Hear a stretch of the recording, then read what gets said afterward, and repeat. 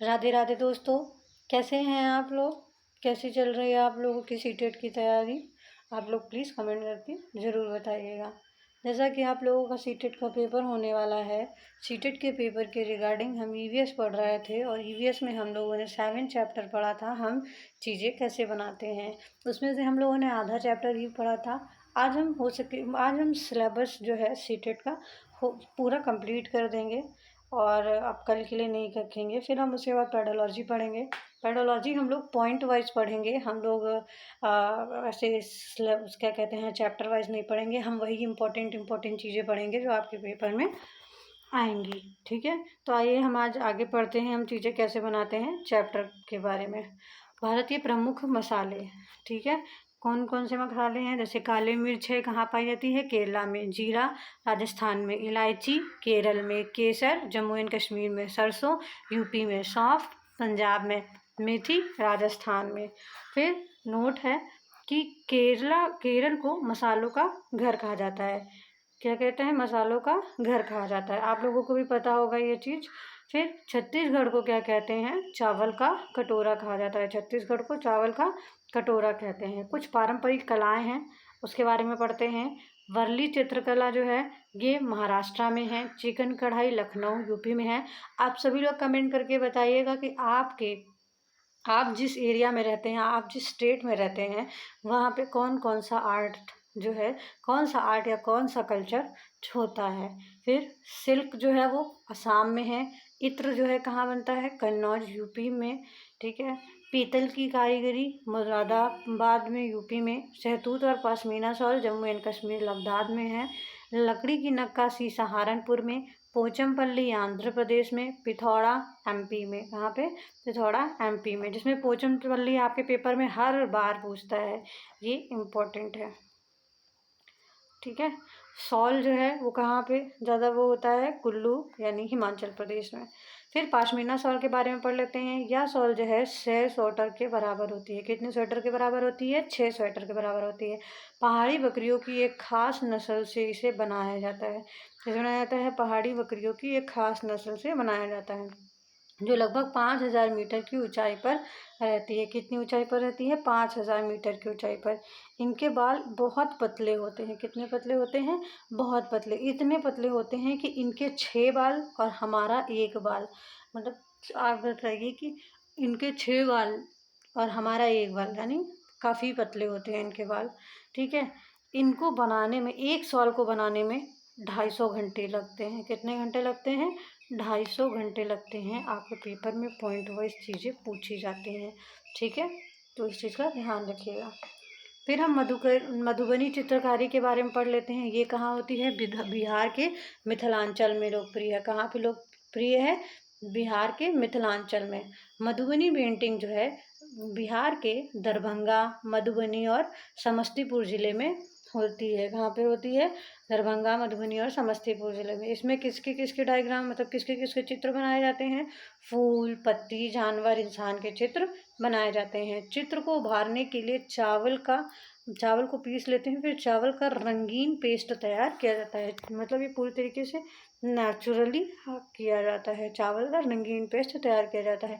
इन्हें बनाने के लिए नील, हल्दी, फूल, पेड़ों के रंग और गोबर आदि का प्रयोग किया जाता है। किसका प्रयोग किया जाता है? नील, हल्दी, फूलों और पेड़ों का गोबर आदि का प्रयोग किया जाता है। अब कुछ प्रमुख त्यौहार हैं। प्रमुख त्यौहार में बैसाखी जो है वो पंजाब में मनाई जाती है। गणगौर राजस्थान में। पोंगल जो है वो तमिलनाडु और आंध्र प्रदेश में इम्पोर्टेंट है, ये पेपर में पूछा गया है। रामनवमी यूपी में। बिहू असम में। गंगा नवमी हरियाणा में। ओणम केरला में। गणेश चतुर्थी महाराष्ट्र में। लौसार अरुणाचल प्रदेश में। रथ यात्रा उड़ीसा में। मैसूर दशहरा कर्नाटका में। कहाँ पे? कर्नाटका में। आप लोग मुझे कमेंट करके बताइएगा कि आप लोग के यहाँ कौन कौन सा फेस्टिवल मनाया जाता है, कौन सा फेमस फेस्टिवल मनाया जाता है। ठीक है। फिर प्रमुख वस्त्र हैं। प्रमुख वस्त्र पढ़ लेते हैं। जम्मू कश्मीर में स्टेट वाइज कुछ जो इम्पोर्टेंट है वही पढ़ेंगे। जम्मू कश्मीर में फिरन है। फिरन जो है महिला और पुरुष जो होते हैं एक ढीला सा पहने होते हैं, ढीला सा एक चोंगा टाइप का होता है, उसको पहने होते हैं। तो ये दोनों लोग पहनते हैं। तरंगा जो है वो केवल महिलाएं सिर पर पहनती हैं। बुर्गा जो है वो महिलाओं द्वारा पहना जाता है। पठानी सूट पुरुष पहनते हैं। और कसावा एक टोपी होती है जो महिला और पुरुष दोनों पहनते हैं। यानी जम्मू कश्मीर में कौन कौन से हैं? फिरन, तरंगा, बुर्गा, पठानी सूट, कसावा। ठीक है। फिर लद्दाख में है गोचा और कुंटुफ। कौन सा है? गोचा और कुंटुफ। कुंटुफ महिलाएं पहनती हैं और गोचा जो है वो पुरुष पहनते हैं, वो भी गले में पहनते हैं। फिर हिमाचल प्रदेश में लौनचारी, सुथान, किरा, रीगियो, राहिंदे, तेपांग, होंजू, गद्यांग। ठीक है, ये सब कहाँ पहने जाते हैं? हिमाचल प्रदेश में। फिर केरला का इम्पोर्टेंट है। केरला में मुंडू और चेरी आथू जो है वो, मुंडू या चेरी आथू जो है ये पुरुष पहनते हैं। कौन पहनते हैं? पुरुष पहनते हैं। और मुंडुम और या फिर चेरू याथुम जो है वो महिलाएं पहनती हैं। कौन पहनती हैं? महिलाएं पहनती हैं। फिर मिजोरम में पुआन जो होते हैं वो पुरुष पहनते हैं। पासे पुआन, पासे पुरुष। ठीक है, ये कौन सा पहनते हैं? पुरुष पहनते हैं। पुआन ची यानी थोड़ा सा बड़ा है तो ज़्यादा तैयार होने में कौन टाइम लगाता है? फीमेल ज़्यादा टाइम लगाती हैं। तो क्या कहते हैं? पुआन ची जो है वो महिला का है। ठीक है, ये मतलब आप जैसे भी एक निमोनिक बना पाएँ, आपको जैसे याद हो आप वैसे याद करिएगा। मैं तो बस ऐसे ही बोल रही थी। ठीक है, आप लोग दिल से बिल्कुल मत लीजिएगा ये चीज़। जापी और लुखुम जो है वो टोपी, ये क्या है? टोपी है। कहाँ की? मिजोरम की। पुआन, पासे पुआन, पासे पुरुष। और पुआनचेई महिला का है। फिर असम का मेखला चादर है, ये महिला पहनती है। माँ से मेखला, माँ से महिला। फिर मित्तू जो है छोटा सा है, पुरुष तैयार होने में बहुत कम टाइम लगाते हैं, यानी मित्तू बहुत छोटा सा है तो वो क्या है? पुरुष हो गया। फिर पंजाब में फुलवारी के दुपट्टे होते हैं। सरारा या लाछा, तांबा या तहमत पहनते हैं। ठीक है, ये कहाँ पे है? पंजाब में। पंजाब का पूछते हैं फुलवारी वाला। राजस्थान और गुजरात में घाघरा चोली। दक्षिण भारत में लंगावनी और धावनी पहनते हैं। लंगावनी और धावनी पहनते हैं। अब कुछ पगड़ियाँ हैं और उनके क्षेत्र हैं वो पढ़ लेते हैं। जैसे दख्तर है, ये पंजाब में लोग पहनते हैं पगड़ी। फेटा महाराष्ट्र में। मैसूर पेटा मैसूर में। मैसूर कहाँ है? कमेंट करके बताइएगा। साफा जो है वो राजस्थान में है। कहाँ पे है? राजस्थान में। अब फोक डांस पढ़ लेते हैं। भरतनाट्यम तमिलनाडु इम्पॉर्टेंट है। सतरिया असम में है। सारी डांस इम्पॉर्टेंट है। कुचिपुड़ी आंध्र प्रदेश में है। उड़ीसा में उड़ीसी डांस है। कथकली केरला में है, इम्पॉर्टेंट है। मोहिनीअट्टम केरला इम्पॉर्टेंट है। मणिपुरी डांस मणिपुर में। कथक यूपी में इम्पॉर्टेंट है। बिहू असम में इम्पॉर्टेंट है। घूमर राजस्थान इम्पॉर्टेंट है। भांगड़ा गिद्दा पंजाब इम्पॉर्टेंट है। और रासलीला यूपी में है। जितने भी फोक डांस है ये सब इम्पॉर्टेंट है, तो बिल्कुल भी इग्नोर मत करिएगा आप लोग। बाकी आप लोग जो मैंने छोड़े हैं अगर, तो आप लोगों को जो भी आ रहे हों आप लोग मुझे कमेंट करके बताइएगा। अब भाषा पढ़ते हैं। भाषा और राज्य। मलयालम जो है वो केरला में बोली जाती है। कहाँ पे बोलती है? केरला में। कोंकणी गोवा, कर्नाटक व केरल के कुछ भागों में। मराठी जो है वो महाराष्ट्र में। गुजराती गुजरात में। कन्नड़ कर्नाटक में। तेलुगु आंध्र प्रदेश में। असमिया असम में। तमिलनाडु में। तमिल जो है वो तमिलनाडु में बोली जाती है। असमिया असम में बोली जाती है। तेलुगु आंध्र प्रदेश में बोली जाती है। कन्नड़ कर्नाटक में बोली जाती है। गुजराती गुजरात में। मराठी महाराष्ट्र में। कोंकणी गोवा में। मलयालम जो है वो केरल में। फिर ब्रेल लिपि के बारे में पढ़ लेते हैं। ब्रेल लिपि जो है ये नेत्रहीन लोगों के लिए है। किसके लिए है? नेत्रहीन लोगों के लिए है। इस पद्धति का विकास लुईस ब्रेल ने किया था। कब किया था? लुईस ब्रेल ने। इनका बर्थडे शायद 4 जनवरी को होता है। ठीक है, फिर इन्होंने पहले क्या किया था? 12 बिंदुओं को 6 पार्ट्स में डिवाइड कर दिया था। लेकिन अब क्या है? अब 8 डॉट्स वाली ब्रेल लिपि का विकास किया गया है। कितने डॉट्स वाली? 8 डॉट्स वाली। 3 या 4 जून में मुझे कन्फ्यूज़न है, आप लोग मुझे कमेंट करके बताइएगा कि इनका बर्थडे 3 को होता है या फिर 4 को होता है जनवरी में। ठीक है, फिर हम प्रमुख जनजातियों के बारे में पढ़ते हैं। चांगपा जाति लद्दाख में पाई जाती है। सहरिया एमपी में। जारवा ये अंडमान एंड निकोबार में। कहाँ पर है? अंडमान निकोबार में। ठीक है, थारू जाति जो है वो कहाँ पे होती है? उत्तराखंड में और यूपी में। भील राजस्थान में। गारो खासी जयंतिया मेघालय में इम्पॉर्टेंट है, ठीक है। ये जारवा वाली भी इम्पॉर्टेंट है, चांगपा भी इम्पॉर्टेंट है। भेटिया उत्तराखंड में और संताल जो है वो झारखंड में। आप लोगों का ये चैप्टर यहीं पे कंप्लीट होता है। फिर उसके बाद हम नेक्स्ट चैप्टर पढ़ेंगे। उससे पहले हम आपसे कुछ क्वेश्चंस पूछेंगे। आप लोग मुझे कम करके बताइएगा कि कन्नड़ भाषा कहाँ पे बोली जाती है। आप लोग मुझे बताइएगा कि दस्तर पगड़ी कहाँ पे बांधी जाती है। आप लोग मुझे जम्मू और कश्मीर की जितने भी मैंने वस्त्र बताए हैं आप लोगों मुझे कमेंट करके बताइएगा। आप लोग मुझे कमेंट करके बताइएगा कि पश्मीना शॉल को बनाने में कितना टाइम लगता है। आप लोग मुझे बताइएगा कि मधुबनी पेंटिंग जो है वो कहाँ बनाई जाती है। आइए हम आगे पढ़ते हैं। आपका नेक्स्ट चैप्टर है चैप्टर 8 पर्यावरण एवं पारिस्थितिकी। इसके बाद आपका सिलेबस ईवीएस का ख़त्म हो जाएगा। उसके बाद हम पेडोलॉजी पढ़ेंगे। पेडोलॉजी के बाद हम क्या करेंगे, जो एनसीईआरटी 3rd से 5th चलती है, जैसे जैसे मुझे टाइम लगेगा मैं 3rd की जितने भी चैप्टर होंगे उनका एक दिन करा दूँगी, फिर 4th का करा दूँगी, फिर 5th का करा दूँगी। जो भी इम्पोर्टेंट फैक्ट होंगे वो करवा दूँगी, ठीक है। चलिए हम आगे पढ़ते हैं। पर्यावरण एवं पारिस्थितिकी। आप लोग कमेंट करके बताइएगा कि पर्यावरण किन 2 शब्दों से मिलकर बना है। पर्यावरण जो है वो 2 शब्दों से मिलकर बना है, परि प्लस आवरण। किससे? परि प्लस आवरण से। परि का अर्थ होता है चारों ओर और आवरण का मतलब होता है घेरना।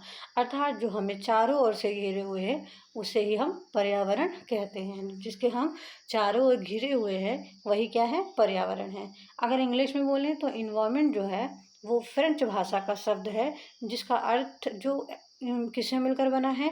एनवायरोयर से। एनवायरोयर से। एनवायरोयर से। एनवायरोनेयर से। एनवायरोनेरो से, ठीक है। सॉरी, प्रोनाउंसिएशन में थोड़ा सा प्रॉब्लम हो रही है। फिर हम आगे बढ़ते हैं। जिसका अर्थ होता है पड़ोस। क्या अर्थ होता है? पड़ोस होता है। हम क्या पढ़ रहे थे कि इनोवेयर जो है, एनोवेयर जो है, इसका अर्थ क्या है? पड़ोस। फिर पर्यावरण के हम घटक पढ़ लेते हैं। पर्यावरण के घटक में पर्यावरण के 2 घटक हैं, प्राकृतिक घटक और मानव निर्मित घटक। प्राकृतिक घटक यानी नेचुरल कंपोनेंट और मानव निर्मित घटक यानी मैन मेड कंपोनेंट, ठीक है। जैविक घटक कौन सा है? जंतु जगत और क्या कहते हैं और पादप जगत, ये जैविक हैं। अजैविक में स्थल, जल, वायु है। फिर मानव निर्मित में मैन मेड कंपोनेंट, इसमें सड़क, पार्क हो गया, ये सब मैन मेड कंपोनेंट है। फिर पारिस्थितिकी के बारे में पढ़ लेते हैं। पारिस्थितिकी जो है 1935 में E.G. टांसले ने पारिस्थितिकी तंत्र की विचारधारा जो है वो करी थी, फिर बताई थी। फिर पारिस्थितिकी का अध्ययन को हम क्या कहते हैं? इकोलॉजी कहते हैं। आप लोग मुझे कमेंट करके बताइएगा कि पारिस्थितिकी तंत्र की क्या डेफिनेशन है। अब हम खाद्य श्रृंखला के बारे में पढ़ते हैं। किसके बारे में पढ़ते हैं? खाद्य श्रृंखला के बारे में। खाद्य श्रृंखला के बारे में पढ़ते हैं। देखो, खाद्य श्रृंखला जो है विभिन्न जीवों का एक विशिष्ट क्रम होता है। क्या होता है? विभिन्न जीवों का एक विशिष्ट क्रम होता है, जिसके द्वारा परितंत्र में खाद्य ऊर्जा का प्रवाह होता है। क्या होता है? प्रवाह होता है। फूड चेन जो होती है वो एक दिशीय होती है, एक दिशीय होती है। मतलब उसकी जो डायरेक्शन होती है वो एक दिशीय होती है, मतलब एक ही टाइप की होती है, ठीक है। ऊर्जा का मुख्य स्रोत कौन होता है? सूर्य होती है। ऊर्जा का मुख्य स्रोत सूर्य होती है। लिंडमैन ने क्या किया था? 10% ऊर्जा का रूपांतरण सिद्धांत को प्रतिपादित किया था। कितने परसेंट? 10% का, जिसके तहत 90% ऊर्जा की हानि और 10% ऊर्जा का रूपांतरण था। क्या था? 90% ऊर्जा का हानि और 10% रूपांतरण था। अब हम फूड चेन पढ़ लेते हैं। फूड चेन में पहले कौन आता है? सन आता है। फिर सन के बाद प्रोड्यूसर यानी उत्पादक आता है। फिर प्राथमिक उपभोक्ता आता है। उत्पादक में कौन कौन से हैं? घास, पेड़ पौधे। प्राथमिक उपभोक्ता में यानी प्राइमरी कंज्यूमर में टिड्डा यानी ग्रास होपर। फिर द्वितीयक उपभोक्ता में, सेकेंडरी में मेढक, और तृतीयक उपभोक्ता में सांप, या फिर क्या कहते हैं, सांप हो गया, फिर जितने भी मांसाहारी जीव जंतु हैं। फिर कुछ अंतर्राष्ट्रीय सम्मेलन है। स्टॉकहोम सम्मेलन, ये 1972 में स्टार्ट हुआ पर्यावरण संरक्षण के लिए। कब? पर्यावरण संरक्षण के लिए। सिद्धांत क्या था? एक ही पृथ्वी। सिद्धांत क्या था इन लोगों का स्टार्ट करने का? एक ही पृथ्वी। इस सम्मेलन में यह घोषणा करी गई कि 5 जून को विश्व पर्यावरण दिवस मनाया जाएगा। कब मनाया जाएगा? 5 जून को। फिर पृथ्वी सम्मेलन 1992 में शुरू किया गया। कब शुरू किया गया? 1992 में। इसमें क्या था? जैव विविधता, जल संकट तथा जलवायु परिवर्तन पर व्यापक क्या कहें चर्चा की गई थी। किस पर? जैव विविधता, जल संकट और जलवायु परिवर्तन पर। भारत में पर्यावरण संरक्षण अधिनियम 19 नवंबर 1986 को भारत पर्यावरण संरक्षण अधिनियम 1986 लागू हुआ। फिर चिपको आंदोलन के बारे में पढ़ते हैं। चिपको आंदोलन जो है इसकी शुरुआत जो है सुंदरलाल बहुगुणा ने स्टार्ट की थी। किसने स्टार्ट की थी? सुंदरलाल बहुगुणा ने स्टार्ट करी थी। इन्होंने क्या किया था? ये लोग क्या करते थे? पेड़ों से चिपक कर उनकी रक्षा करते थे। पेड़ों से चिपक कर उनकी रक्षा करते थे। फिर इन्होंने कहाँ से स्टार्ट किया? उत्तराखंड के चमोली जिले के गोपेश्वर शहर से इन्होंने ये स्टार्ट किया था। फिर आता है अपिको आंदोलन। अपिको आंदोलन जो है वो चिपको आंदोलन से प्रेरणा लेकर बनाया गया था। इसके प्रणेता कौन थे? पांडुरंग हेगड़े थे। कौन थे? पांडुरंग हेगड़े थे। स्टार्ट कब हुआ था? 1993 में कर्नाटक में। कहाँ पे? 1993 में कर्नाटक में। अब कुछ पुरस्कार हैं वो पढ़ लेते हैं, उसके बाद आपका चैप्टर कंप्लीट हो जाएगा। इंदिरा गांधी पर्यावरण पुरस्कार जो है 1987 में। इंदिरा गांधी पर्यावरण पुरस्कार कब हुआ? 1987 में हुआ और यह संगठन एवं व्यक्तिगत स्तर पर किया जाता था दिया जाता था ये किस पर जाता था? संगठन को दिया जाता था और व्यक्तिगत स्तर पर दिया जाता था। फिर राजीव गांधी पर्यावरण पुरस्कार ये 1993 में दिया गया। इसमें पर्यावरण संबंधी योजनाएं लागू करने वाले औद्योगिक संस्थानों को दिया जाता था। इसमें क्या आता था? जितनी भी संस्थाएं होती थी, जितनी भी औद्योगिक योजनाएं होती थी जो पर्यावरण के संरक्षण के लिए, पर्यावरण के कंजर्वेशन के लिए करी जाती थी, उनको दिया जाता था। फिर हम पढ़ते हैं, नोट में कुछ चीज़ें पढ़ते हैं। विश्व में पर्यावरण संरक्षण के लिए कार्य करने वाली संस्था WWF यानी वर्ल्ड वाइल्ड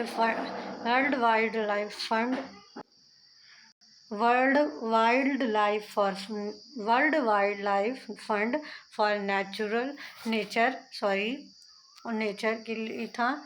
इसमें 1972 में संयुक्त राष्ट्र संघ ने UNEP का गठन किया था। ठीक है, इसके अंतर्गत। फिर ये जो है WWF ये है 1961 है। आप लोग मुझे कमेंट करके बताइएगा। और WWF का वो क्या है? Full form world wild life fund for nature है। फिर UNEP का था, क्या है? UNEP जो है यूनाइटेड नेशन इन्वायरमेंट प्रोग्राम है। क्या है? यूनाइटेड नेशन इन्वायरमेंट प्रोग्राम है। वैश्विक स्तर पर ये क्या करता है? पर्यावरण संबंधी कार्यक्रम का क्रियान्वयन करता है। एक लास्ट पॉइंट था, ये आपके पेपर में पूछा तो नहीं गया अभी तक, लेकिन फिर भी पढ़ लेते हैं। डॉक्टर जाकिर हुसैन जो हमारे पूर्व राष्ट्रपति थे, इन्हें बच्चे से संबंधित कहानियाँ, कई सारी कहानियाँ लिखी हैं। इन्होंने क्या लिखा है? कई सारी कहानियाँ लिखी हैं।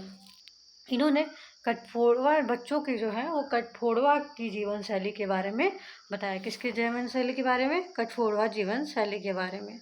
आज आप लोगों का जो है EVS का कंटेंट वाला सिलेबस कंप्लीट हो गया है। उसके बाद हम पेडोलॉजी पढ़ेंगे, फिर हम NCERT बेस्ड चीज़ें पढ़ेंगे। ठीक है, आज के लिए हम इतना ही पढ़ेंगे। आप लोग ऐसे ही लाइक, सब्सक्राइब और कमेंट करते रहिए। आप लोगों को अगर किसी भी प्रकार की कोई भी दिक्कत होती है तो प्लीज़ मुझे कमेंट करके बताइएगा।